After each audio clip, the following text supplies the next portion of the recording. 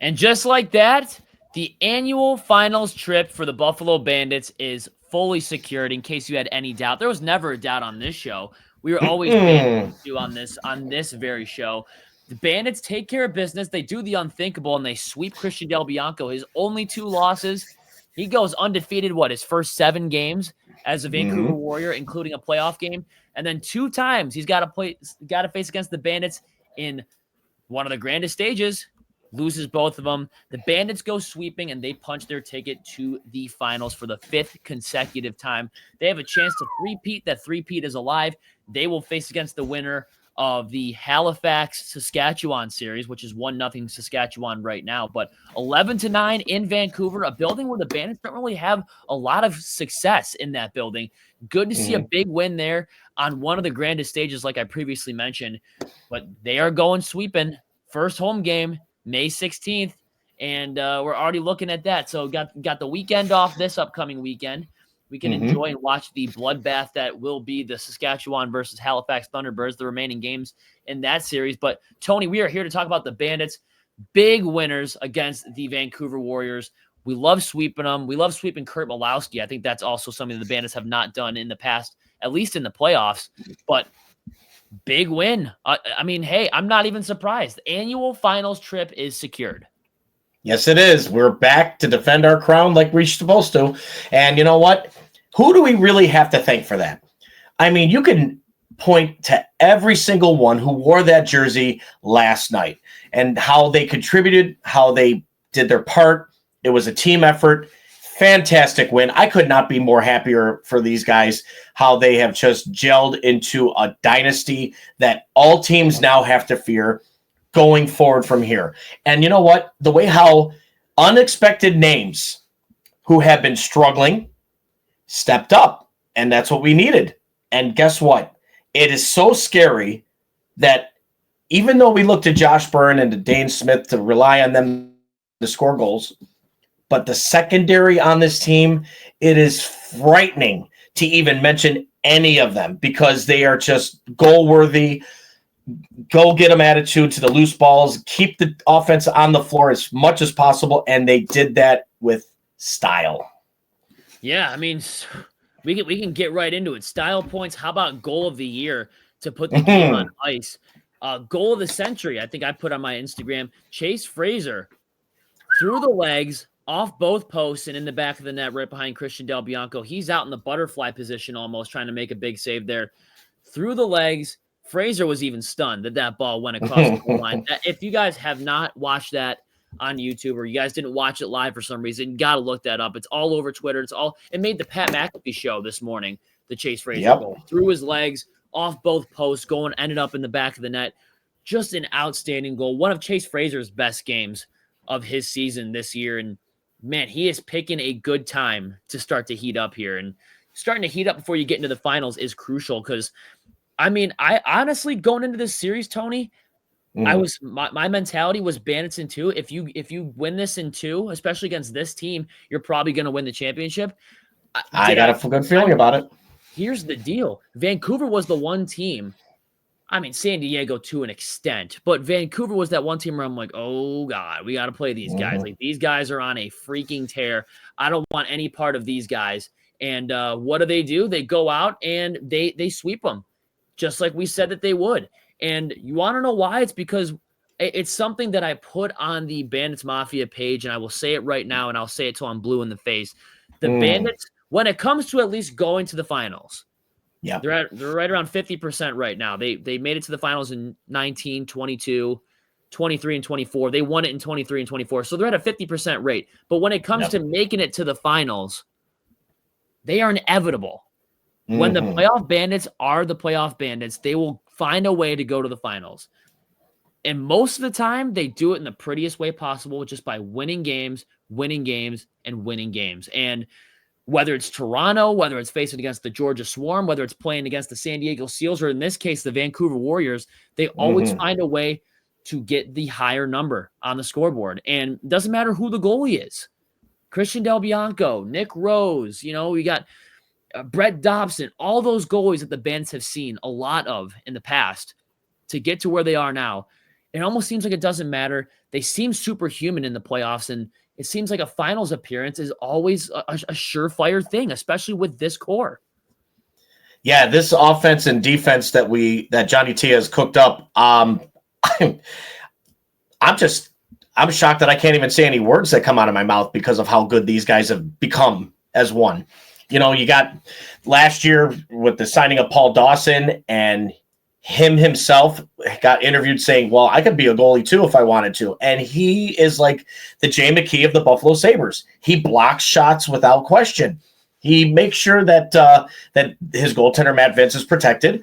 And he's also doing his part by making sure to keep the young, speedy talent coming up outside, so where that Matt Vince can see the long shots. So, again, this whole core, this depth, as we may say for roster style, has me thinking, after what you said, if we surpass Vancouver, I don't see us losing in the finals. And I am now a believer of that because of the way how they have played this series. Who do you give credit to? I mean, Johnny T always cooking up a great game plan. Matt Vince being always one of the best players on the field when it comes to playoff time. Sure, he might hit a skid every now and then. Every goalie does, especially in the middle of the season. But the thing about Matt Vince is even at his age of 42 years young, by the way, he figures it out. And he doesn't just figure it out. That's putting it extremely lightly. He dominates in the playoffs. And it defies logic.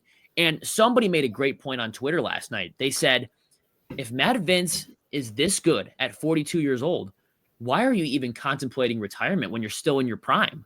And I'm thinking the same thing. Unless you want to go out like a Barry Sanders or someone and just retire at the height of your prime, I mean, I don't understand. Like, Matt Vince has what it takes to play till he's 45, 46, 47 years old.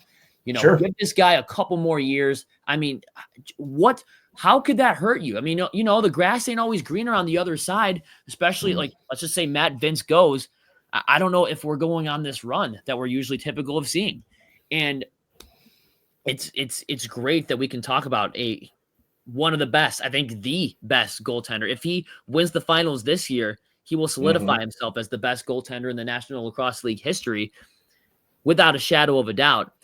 And I mean, Tony, just speechless. Freaking speechless. I was going to say something, but that slipped my mind. But inevitable, I think is a great way to put it. And man, Matt Vince is just such a stud. And you know, you get all these guys.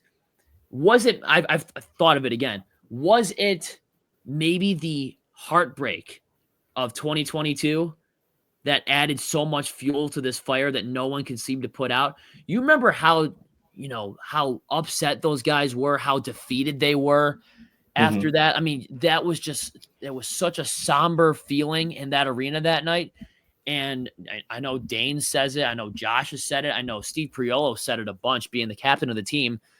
They never wanted to feel that ever again.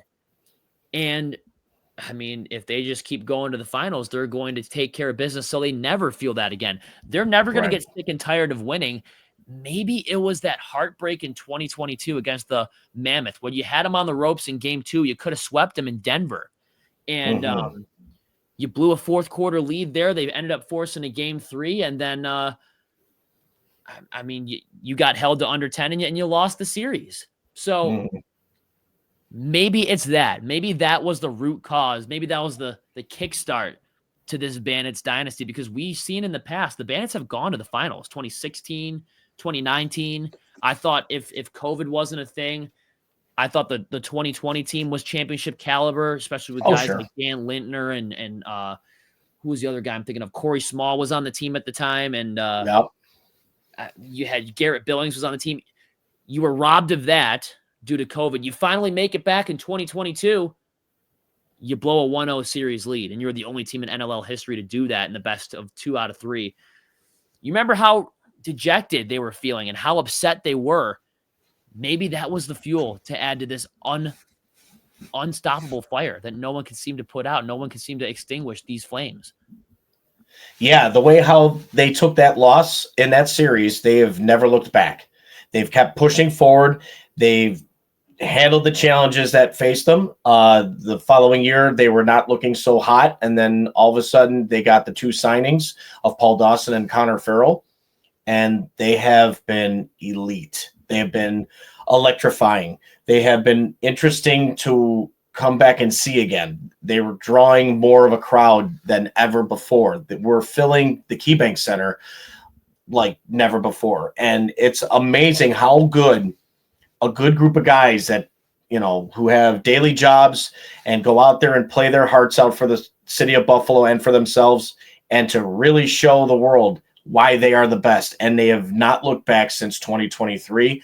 And I got a good feeling that they're going to continue this trend until Matt Vince says, I'm done. Yeah, and we don't even know when that's going to be. We know that he's going to be a pending free agent at the end of the year, but I mean, hey, we'll worry about that when the season's over. But I thought that was a good point of someone I saw on Twitter last night. Why would you retire if you're in the middle of your prime? Like, I don't care how many championship titles you have. Try to make this unbreakable record and try to go for a 4-peat next year if you win this year. But the most important thing is Bandits got the sweep against probably the most red hot team in the playoff hunt, in the playoff picture. That was definitely the most red hot team that they could go up against at this stage in the game. And I mean, we mentioned it before. Christian Del Bianco always being that really, really tough goalie, the thorn in our side, and going into the playoffs undefeated with the Vancouver Warriors since the trade deadline. You were thinking, oh, like, man, this is going to be a true test for this Bandits team. Can they three-peat? You made it all the way this far. Don't stop now. Go in and cruise into the finals and just do what you know that you can do. If you can do that against Christian Del Bianco, you can do that against any other goaltender in this league. Vancouver also has a very good defense. They got some solid players on their offense, and I thought the Bandits' defense and goaltending, led by Matt Vince, did an outstanding job at holding them and shutting down their stars, holding both games to under 10 goals. Keegan Ball was virtually shut down. I mean, a couple players had some good nights. I know Kevin Crowley had he scored a couple clutch goals for Vancouver, and but what the Bandits did, they didn't completely shut them down. They limited them, and they limited them perfectly, because usually, well, I would say never. 3 goals is never enough to beat the Bandits. 9 typically is not enough to beat the Bandits either. The defense did their job. The offense did just enough, and the goaltending continues to be amazing for this team. Yeah, the way how the Bandits handled this young, upcoming, fast-paced, getting a good win streak coming into the playoffs, you think, this is a red flag, bad news, Bears coming into Banditland. But the Bandits did what champions do. They win. They find a way to stay on top. And with the way how, with the promising players that Vancouver did have, with like Crowley, Ball, McIntosh, and I wish I could mention this guy's last name, but I do apologize because I can't. But he shows a lot of promise and prominent for the future. What is it called? His name is Charlam Beatties. Okay, Charlam Beatties. Thank you. That makes it sound, man, you make it sound so easy to say. But regardless, he was their big point goal getter. To let you guys all know, he ended up with 9 total points against the Bandits.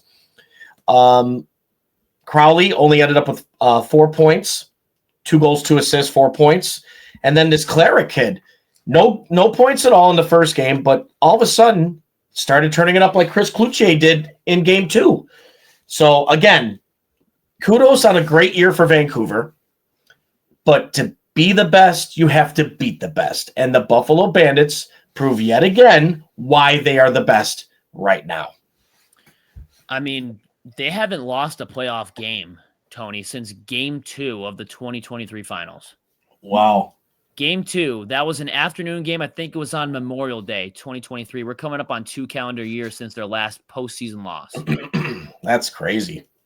And that was just a weird game in general, too. Afternoon game off a quick turnaround, and then I remember the Bandits just taking a ton of penalties in that game. But that gave them the opportunity to absolutely squash them in game 3 at home in front of their home fans, in front of a sold-out crowd, which, I mean, for the life of me, that was still the best game I've ever been to in my life. The 2023 finals for sure. Getting that first win and the first championship trophy lifted in that building in 15 years. Yeah, easily the best. But 2024, 11-7 season, they sweep the entire playoffs. Now, granted, we know it was pretty much a guarantee that they were going to go to the finals after beating the Georgia Swarm, because who did they have on deck? They had the Toronto Rock, and God knows Toronto doesn't even put up a fight against the Bandits in the playoffs. And the Bandits usually bring the brooms out. That used to be an annual tradition. When the Bandits and Toronto Rock met in the playoffs, it's always the semis. Bandits would get the brooms out, pretty much get a automatic lock for the championship. This year's a little bit different. You got two very, very tough teams right off the rip, San Diego and Vancouver. So my mentality is, you got through those two teams, why stop now? Nope. If you can get through those two teams back to back, and you got to play Vancouver twice, never take your foot off the gas. I don't care if you're playing Saskatchewan. I don't care if you're playing Halifax. You beat both of them in the regular season. You've proven that you can hang with them, and not only hang with them, beat them. So why stop now? Right. I wouldn't do it at all, because whatever game plan you got going, don't change a thing until it's broke. But until then, keep that foot on the gas pedal and keep on going forward, guys. You guys are playing phenomenal lacrosse in the playoff season. You had a great regular season, but again, it's a completely different atmosphere when you go from regular season to playoff mode. And my God, you guys are showing that you're going to have to cripple or just hurt this team at its best. But right now, the Bandits are playing like they're out of their minds right now. And that's something that whoever they face next is going to have to look and go, shit, we got to face the Bandits in the finals. Yep. I mean, the Bandits have been around the league. They've been beating teams left and right. I think that's the mindset of everybody, like in general. Maybe if they were facing them on the regular season, the Bandits game was the one that they'd be circling on the schedule. I think going into this week, the Bandits are going to rest up, heal up, feel good about themselves, maybe celebrate this a little bit. Enjoy the madness of the Saskatchewan Rush versus Halifax Thunderbirds. Watch those guys beat each other up, and enjoy that week of rest. Heal up, rest up. I mean, I know Tehoka Nanticoke got a little bit banged up last night. He took a big check. Yeah, Nick Weiss got hit hard. Couple players shaking off a couple different injuries. I know Ranjan was limping to the bench at one point. Almost scored a goal last night, by the way. That would have been absolutely sweet if we saw that. And also Connor Farrell had his chance too. Yeah, he did. Connor Farrell with another shot on goal. You know what? This was expected. After the outcome after game one, I totally expected the Bandits to go into game two. I knew it was going to be a bit more of a challenge. I knew that Vancouver wasn't going to lay down, but I knew that they were going to get it done. And you knew that, 5-4 at halftime is nothing. You knew that Vancouver was going to come out hot there in the second half, but despite a hot start to the second half by Vancouver, the Bandits still hung around with them. They still took the lead. They still proved that they are the back-to-back champs for a reason, going for a three-peat here. So bring out the brooms, just like what Tony did on his Facebook last night. He brought the brooms out. That was huge. And the Warriors are going home. Kurt Malowski's going home. Christian Del Bianco, Charlene Beatties, and Keegan Ball, Matt Beers, they're all going home. That's a tough team that the Bandits beat. They should really be proud of themselves. The fact that they can go to a championship without facing against Toronto, without that easy safety net lock-in, it almost feels like when you're facing against the Toronto Rock. This season, the teams that they beat in the first and second round, it's almost way more convincing than what it was like last year. And last year, they went on a historic playoff run, going completely undefeated, 5-0 for the first time in their franchise history since the expansion of best 2 out of 3 series. This is even more impressive than that. All they need to do right now is put the exclamation point on it. And I know we said this a bunch, Tony. I don't care if you win it at home or if you win it on the road. Just win the freaking championship. I would prefer that you win it on the road. Less games in Banditland, the better. You're the higher seed. The less games in Banditland, the better. Yeah, I mean, even though we could still rely on the team, the people too, the crowd to back up the team as well. But again, the way that they're playing, I don't see why they shouldn't go 2-0 in the finals. Go there, go to their soil and just be like, thank you. Thank you for giving us back what is rightfully ours. And let's just get it done. I can't agree with you more. I mean, that would be great to see them come back home and win it, but times can change if it's coming to go to like either Saskatchewan or Halifax, who, depending on who faces the Buffalo Bandits in the finals. But it would be nice just to get it said and done, and then we can celebrate the whole summer with a good Bandits three-peat. Now, Tony, I know that you were going over some stats when we were off air. I mean, the stats that you were reading beforehand, like the goals for versus goals against, Matt Vincent saves and everything.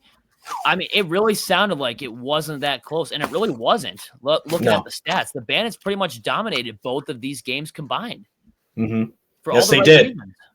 Yes, they did. But the only thing we didn't really dominate was the face-off dot. And I know Connor Farrell was having a little bit of a hard time going against the Stathicus, and the way how he was just a young rookie just to beat up, and win those battles into the face-off dot. But other than that, it's been all Buffalo. Shots on goal, a combined 90 shots between both games to their 76. You also got the power play. We ended up going 6 of 10. Which is huge, especially in the playoffs. Good to go 60% to their 3 and 7. But again, also staying disciplined. We only had a grand total of 16 penalty minutes in 2 games, which is 8 per. I'll take it. But other than that, guys, it's unbelievable how we changed going from what we did in the regular season to now. And that's the major switch I think Johnny T had in mind. And then Ian McKay. Being the goal scorer that he was. What was it? 10 points in 2 games for Ian McKay? Ian McKay ended up with, 10 points in 2 games with 7 total goals, 3 assists for 10 points in those 2 games against Vancouver, which I think honestly can say, didn't expect 10 points out of McKay, but look what he did. He's been red hot in the season, getting over 30 goals per, probably one of his highest years ever. And then he goes in with a hot stick, especially against, I think he scored against San Diego, did he not? I believe so. I think he scored 2. He scored 2. So that alone tells you that if the man's hot, keep feeding him the ball. Yep. And teams have yet to figure him out. I mean, Josh Byrne has really not been Josh, and he doesn't really have to be. The Bandits, that's good. They've been dominating shots, penalty minutes. Vancouver outnumbered us by a bunch. Was like in the 30s or something to 16. 33 to 16. Yes. 33 to 16. Vancouver, you let them take the stupid penalty while you stay disciplined for the most part. They almost doubled you. No, they actually did. 33 to 16, you said? They doubled in penalty minutes. So big stuff from the Bandits there. I know that they took a couple 5s in the series, but hey, that's all right.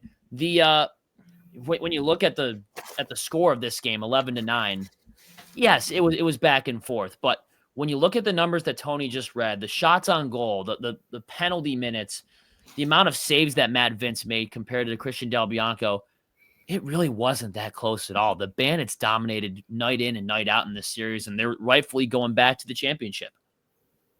Yeah, with the way how the Bandits have orchestrated such a phenomenal 2-game series against this Vancouver Warriors team, it is just unprecedented to say, wow, we're watching history in the making while we're still here. And the way that the Buffalo Bandits changed from suffering the championship losses to now winning their championships again. It's like kind of going back in time, where in the 90s where they won 3, 92, 93, 96 type era. Yep. We're starting to see that now in this era, and it's phenomenal to watch. And I can't fathom the fact that it's just I'm in awe. That's all I can basically say. I'm in awe. And just look at the teams. I know that we've said this a bunch, but look at the teams that they've beaten in the playoffs. San Diego, young and up-and-coming, flashy team. Vancouver, the hottest team in the league at the time. Took them both down. Haven't lost a game in the playoffs.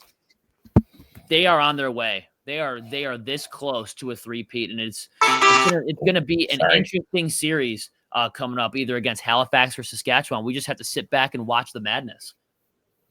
Yeah, and we got to just make sure to see what Johnny T has in store for whoever we're playing next. Who does he going to rely on scoring the goals for him, and what type of schemes and setup plays to do what they have to do is best. And for us, we already know basically who you should keep giving the ball to, either McKay, Fraser. Now that Dane Smith's starting to score again, maybe keep feeding 92 the ball. Let's see what he can do. So other than that, and I'm sorry, and I forgot to mention Chris Cloutier, also with 2 goals to last night's game, and I don't see why you should stop giving him the ball, because he'll find a rhythm sooner or later where we'll say number 2 score 6. Yeah, and by the way, one of the weirdest goals of all time that I've seen him score. The Yeah. ball, well, I mean, we're looking at the shot clock. Oh, yes. Almost completely expires. He shoots it. It hits off of Del Bianco's pad to the point where the side ref is signaling for a reset on the shot clock, and then the ball just trickles in the back of the net. So we thought the whole time the shot clock, he ran out of time, but it was that little save by the pad, and then it rolled in the back of the net that caused a reset, and then the ball rolled in the back of the net. That goal turned the tide. That made it from 8-6 Vancouver to 8-7, and ever since that little fluky goal went in, the Bandits really didn't look back from there. They pretty much took charge the rest of the way. They held the Warriors to one more goal the rest of the game, where the Bandits went off and scored 4 more. So they went on a 4-1 run after that goal happened. That really turned the tide in that one. Big clutch goal from Chris Cloutier. Obviously, we mentioned I don't know, you guys need to check it out if you haven't seen it yet, but the Chase Fraser through the legs goal off both goalposts in the back of the net, absolutely absurd goal. Yeah, I mean, it seems like a lot of the players there were getting a piece of that goal-scoring pie, and that's something that you want to see. I mean, Teoka Nanticoke with a wind-up sidearm that went into the back of the net. You mentioned Chris Cloutier with 2. Fraser with one of the best nights he's had. Ian McKay continuing to go on this streak of we're going to keep scoring. Kyle Buchanan was held to 0 goals this series, and the Bandits still swept. Josh Byrne was held to 9 points in 2 games, where we see in some games Josh Byrne will score double-digit points in 1 game. They held him to under 10 points in 2 games, and the Bandits still swept. What does that tell you about this team?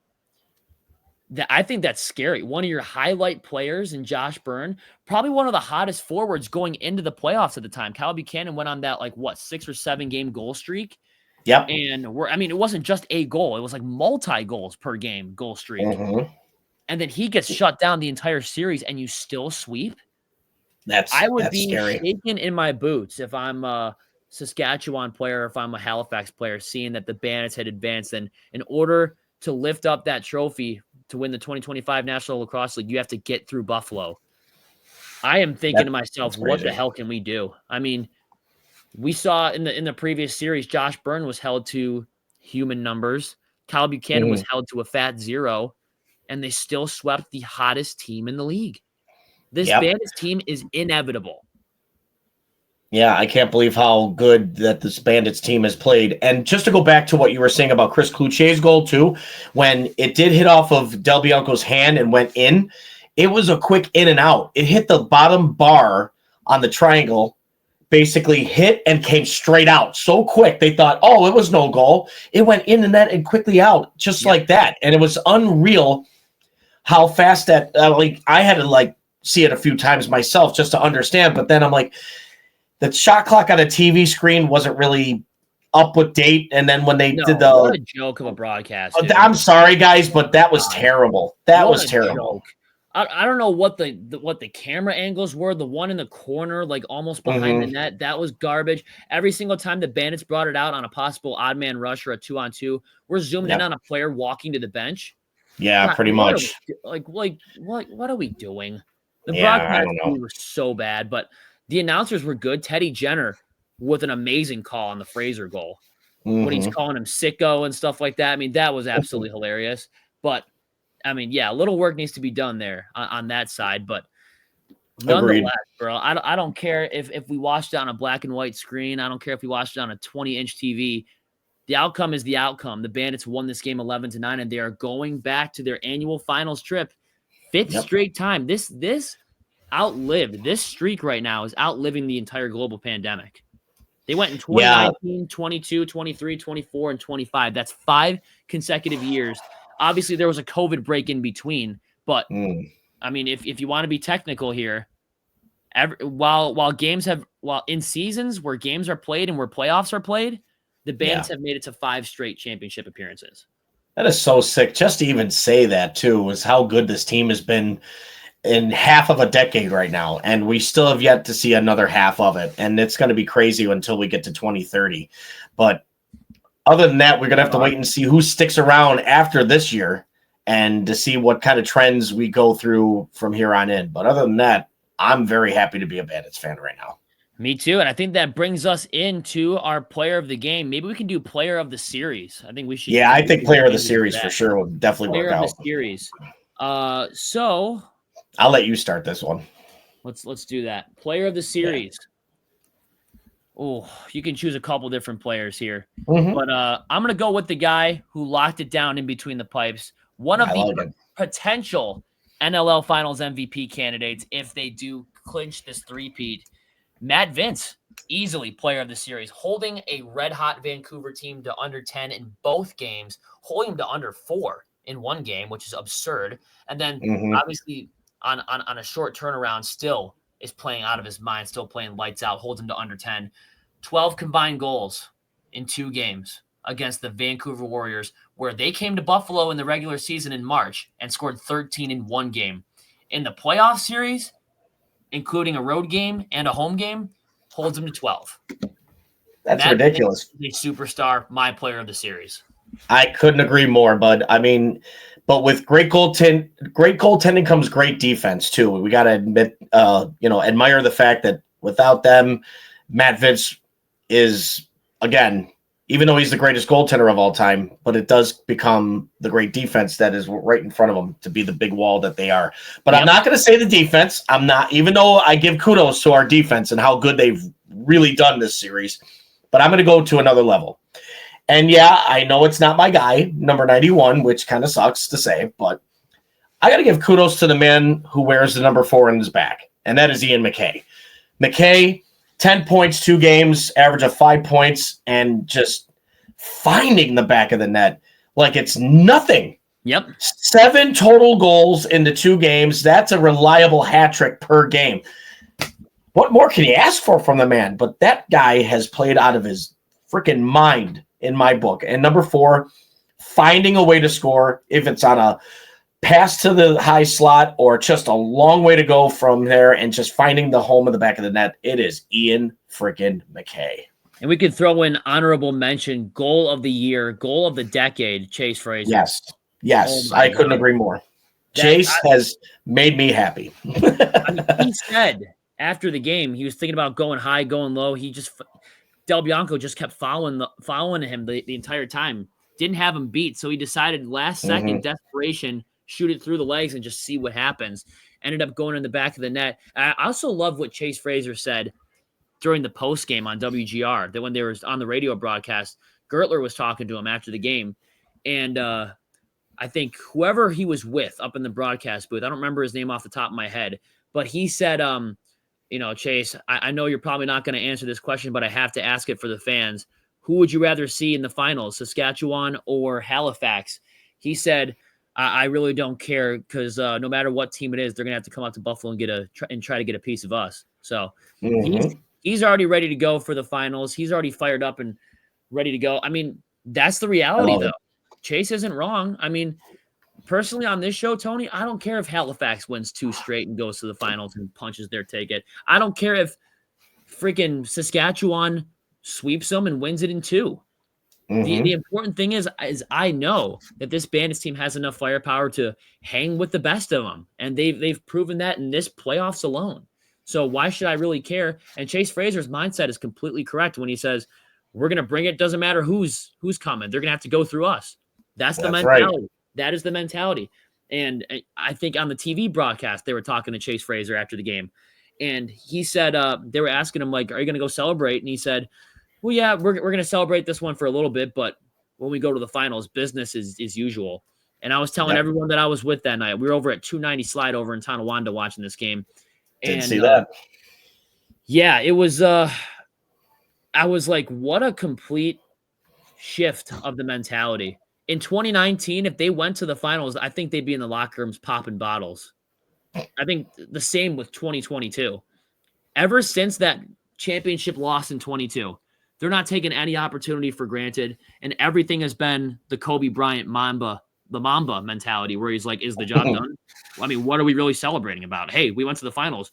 Yay, rah, go fight, win. It doesn't matter if you go to the finals and you lose. Their mentality is, okay, next series. I mean, we can enjoy it for a day or two, depending on how much time we have to sit on this. We can enjoy it, We're not going to pop bottles, celebrate, do champagne showers and beer showers. We're going to go celebrate, have fun, whatever, blah, blah, blah, enjoy it. But when the next series comes, business is business and business is usual. And they're never going to celebrate too early ever again. I thought they came into 2019 and 2022 thinking that they owned that thing, that they were just going to be given that title, and it wasn't the case. They were humbled in both series, and it hasn't been the same since 2023. Correct. They put up a 13 spot on the Colorado Mammoth, which sent the entire league into a tailspin, trying to figure out how can we beat this Buffalo Bandits team and how can we prevent this dynasty from growing and getting even stronger. And that's still a question that no one has found an answer to. You thought you had an answer for it last year when the Bandits started off 5-6 in 2024. Yep. Everyone's like, oh, the Bandits are left for dead. They're one-year wonders, whatever. We'll see in another 15 years when you guys win your next title.